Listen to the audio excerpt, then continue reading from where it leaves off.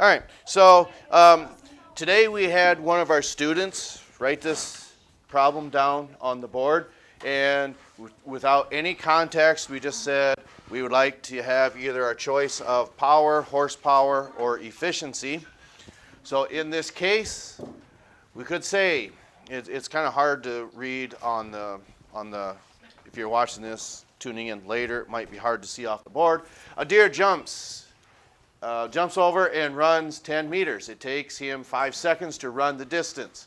The deer has a mass of 100 kilograms, use 9.8 meters per second squared for acceleration. What is the horsepower of that deer over this time frame?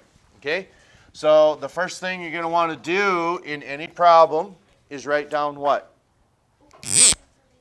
Write down our information. So what do we know in this problem? We got 100 kilograms, that's a what? Okay, what else do we know in this problem? I mean, even if it did not say this, how do we know that that is an acceleration? The label of the problem, okay? So,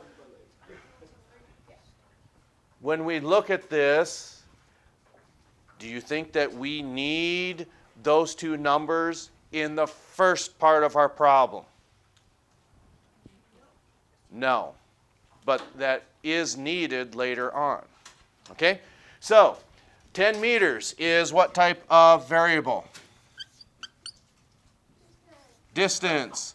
And then 5 seconds gives you what? So then what the question is ultimately asking is, what is the horsepower? Okay? So when it comes to solving that, what do we need to solve for horsepower? There's a chain of events that we need to solve for first. Okay? So when we want to get to this point, in other words, horsepower, we know that what has to be on top of that fraction? You have to have the power on there, okay? So we're just trying to work this backwards. So we don't have the horsepower and we don't have our power either, okay? So that's a question mark. So what do we need to know to solve for power? We need to know the force, the distance, and the time, which, okay, yes. Which we also have to solve for work, okay? Because that's your force times your distance. Okay, so with this given information,